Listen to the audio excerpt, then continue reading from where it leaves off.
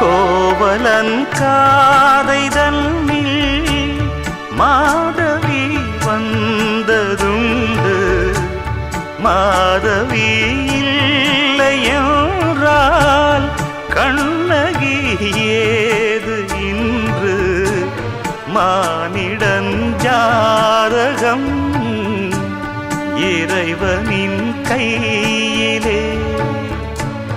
மயக்கங்கள் நேர்வதில்லை தெளிந்தவர் நெஞ்சிலே.